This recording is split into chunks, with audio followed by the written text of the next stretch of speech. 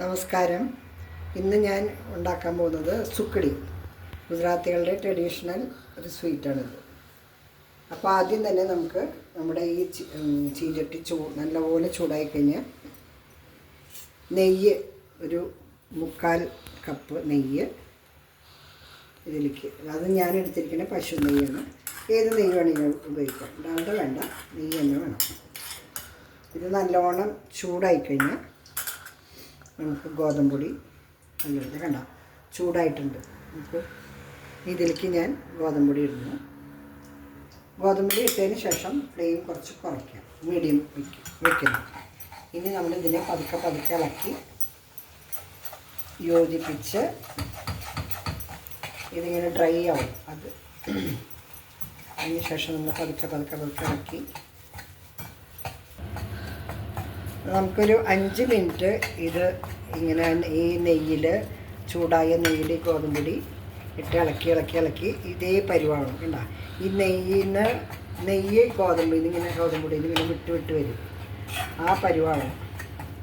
പിന്നെ ഈ സ്വീറ്റ് ഈ ഗുജറാത്തിലെ ഒരു അമ്പലമുണ്ട്, മൗഡി എന്നാണ് പേര്, മഹുഡി എന്നാണ്, ഈ മൗഡി എന്ന് എല്ലാവരും പറയും. ആ അമ്പലത്തിൽ ഇതാണ് നേദിക്കുക പ്രസാദമായിട്ട്. നമ്മൾ ആര് തൊഴാൻ ചെന്നാലും ഇത് വഴിപാടായിട്ട് ഓരോ പ്ലേറ്റ് വെച്ച് കഴിഞ്ഞാൽ അത് മുഴുവനും നമ്മൾ അവിടെ തന്നെ കഴിച്ച് തീർക്കണം. അത് പുറത്തേക്ക് കൊണ്ടുവരാൻ പാടില്ല എന്നാണ് അവരുടെ അമ്പലത്തിൻ്റെ ശാസ്ത്രം. അപ്പോൾ അത് എത്ര വലിയ പ്ലേറ്റിൽ വേണമെങ്കിലും നമുക്ക് മേടിക്കാൻ കിട്ടും. അത് മേടിച്ച് അവിടെ തന്നെ ഒന്നിലാർക്കെങ്കിലും നമുക്ക് വേണ്ടാന്നുണ്ടെങ്കിൽ കൊടുക്കാം, അല്ലെങ്കിൽ നമ്മൾ തന്നെ വഴിപാടായിട്ടത് കഴിക്കണം. അതാണ് നല്ല ടേസ്റ്റി സ്വീറ്റാണത്.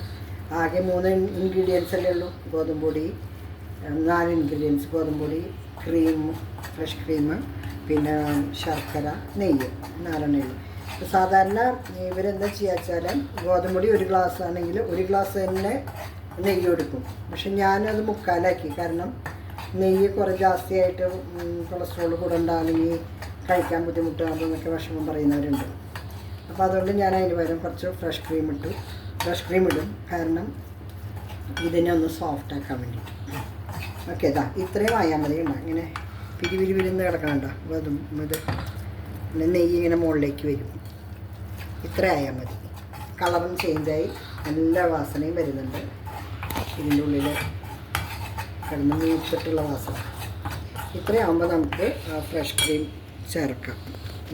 ഫ്രഷ് ക്രീം ഇതൊരു വലിയ ടേബിൾ സ്പൂൺ ഉണ്ട് കേട്ടോ. ഈ 1 കപ്പിന് വലിയ ടേബിൾ സ്പൂൺ ഫ്രഷ് ക്രീം ഇട്ടോളൂ. ഇനി ഇതിൽ ചേർക്കാം. ഇതിൻ്റെ മെയിൻ പണി എന്താണെന്ന് വെച്ചാൽ കൈ വിടാണ്ട് ഒരു 6 മിനിറ്റ് നമ്മൾ ചെറിയ തീയിൽ വെച്ച്, ഒരു മീഡിയം, വളരെ കുറവല്ല, മീഡിയത്തിൽ വെച്ച് നമുക്കിങ്ങനെ ഇളക്കി അതിനെ മിക്സ് ചെയ്ത് മൂപ്പിച്ചെടുക്കണം. കരിയാനേ പാടില്ല. കരിഞ്ഞ് കഴിഞ്ഞാൽ ഇതിൻ്റെ ടേസ്റ്റ് പോവും, ടെക്സ്ചർ പോവും, എല്ലാം മാറും. ഇനി ഞാനിതിലേക്ക് ഫ്രഷ് ക്രീം ചേർക്കണം.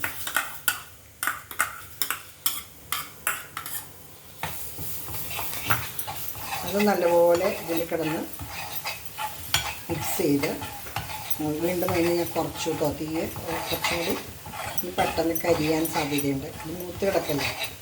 അപ്പോൾ എല്ലായിടത്തും ഒരേപോലെ മിക്സ് ചെയ്ത് ഇളക്കി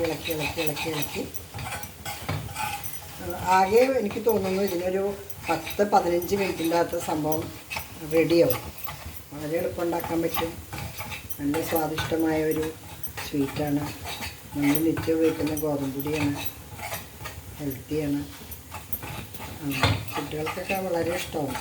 ഇതിൽ ബദാമും പിന്നെ കശുവണ്ടിയും ഒക്കെ ഇങ്ങനെ ക്രഷ് ചെയ്തിട്ട് ഇപ്പോൾ ചേർക്കാം, അല്ല നമ്മൾ പ്ലേറ്റിൽ സ്പ്രെഡ് ചെയ്ത് കഴിഞ്ഞിട്ട് മുറിക്കുന്നതിന് മുമ്പ് അപ്പോഴും ചേർക്കാം.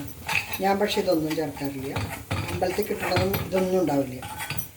ഞാൻ എങ്ങനെയാണ് അവർ ചെയ്യുന്നത് അതുപോലെ ഞാൻ ചെയ്യാറ്. ഇതൊക്കെ നമുക്ക് ഇതിന് കൂട്ടാവുന്നേ ഉള്ളൂ. സ്വാദ് കൂട്ടാനും എന്താ പറയുക, ബദാമും ഇതൊക്കെ നല്ലതാണല്ലോ. ബദാമും കാഷ്യൂനട്ടൊക്കെ നല്ലതാണ്, വേണമെങ്കിൽ ചേർക്കാം. പക്ഷെ ഞാൻ ഇതൊന്നും ചേർക്കാണ്ട് പ്ലെയിനായിട്ട് ഉണ്ടാക്കുന്നുണ്ട്. അപ്പോൾ ഇനി ഇത് ഞാനൊരു 2 മിനിറ്റ് ഇങ്ങനെ ഇളക്കിക്കൊണ്ടേയിരുന്നു. ഇതിങ്ങനെ വിട്ട് വരുന്ന പരിവായി കഴിഞ്ഞാൽ നമുക്ക് ഈ ശർക്കരപ്പൊടി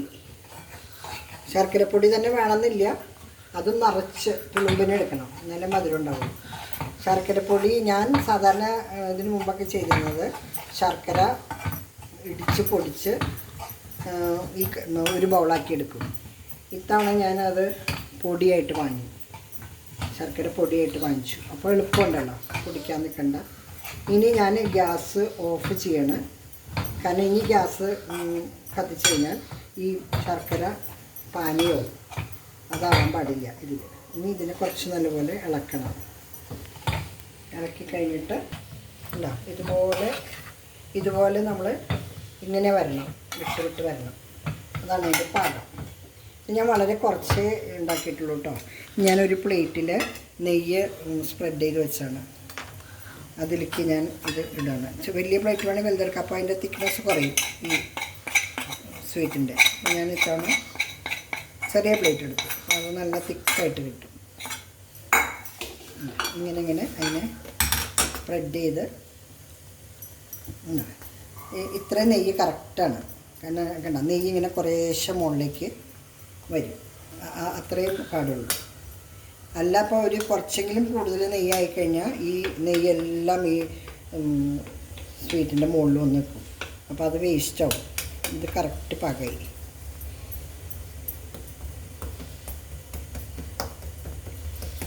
ഇതാണ് അതിൻ്റെ കറക്റ്റ് പരുവം. ഇനി ഇതിനെ ഞാൻ മുറിച്ച് ചൂടോടെ തന്നെ അതിനെ കട്ട് ചെയ്ത് വയ്ക്കും. എന്നിട്ട് ആറുമ്പോൾ നമുക്ക് ആ സ്വീറ്റ് ഇങ്ങനെ പീസായിട്ട് എടുക്കാം. മുറിച്ച് വയ്ക്കൽ നമ്മുടെ ഇഷ്ടം, സ്ക്വയറാക്കാം, ഡയമണ്ട് ആക്കാം, അതൊക്കെ നമ്മുടെ ഇഷ്ടത്തിന് ആക്കണ്ട. ഇതാണ് കറക്റ്റ് പരിപാടി. എല്ലാം പാകമായി. ശർക്കര, നെയ്യ്, പിന്നെ ക്രീം, ഇത് മൂത്തത് ഈ കളർ വരണം. എന്താ ചെറിയ ലൈറ്റ് ബ്രൗൺ ആയത്. ഇതാണ് അതിൻ്റെ കറക്റ്റ് പാകം. ഇതിന് ഞാൻ മുറിച്ച് വയ്ക്കാം. ചൂടാറിയിട്ട് നമ്മൾ എടുക്കാം കേട്ടോ, ഇല്ലെങ്കിൽ അത് പൊടിഞ്ഞു പോകും. നല്ലപോലെ ആറിയിട്ട് എടുക്കാവൂ. നമ്മുടെ ഇഷ്ടത്തിന് നമുക്ക് മുറിച്ചെടുക്കാം. ഇനി ഇതിൻ്റെ മുകളിൽ നിങ്ങൾക്ക് വേണമെങ്കിൽ ഞാൻ പറഞ്ഞ നേരത്തെ ബദാമോ എന്ത് വേണമെങ്കിലും സ്പ്രെഡ് ചെയ്യാം. ഞാൻ പക്ഷെ അതൊന്നും ഇടാറില്ല, എനിക്കിഷ്ടം ഇതൊന്നും ഇല്ലാണ്ടാണ്. പ്ലെയിൻ സുക്കടിയാണ് എനിക്കിഷ്ടം, പ്ലെയിൻ സുക്കടി. നല്ല ടേസ്റ്റാണ്. നിങ്ങളെല്ലാവരും ഇതുണ്ടാക്കി നോക്കണം കേട്ടോ. ഭയങ്കര ഈസിയാണ് ഉണ്ടാക്കാൻ, ഒട്ടും ബുദ്ധിമുട്ടില്ല. കുട്ടികൾക്കൊക്കെ കഴിക്കാനും നല്ലതാണ്, ഒട്ടും പേടിക്കേണ്ട ആവശ്യമില്ല ഈ സ്വീറ്റിന്. നോക്കൂ, ഇതാണ് ഇതിൻ്റെ കറക്റ്റ് പ്രപ്പോർഷൻ.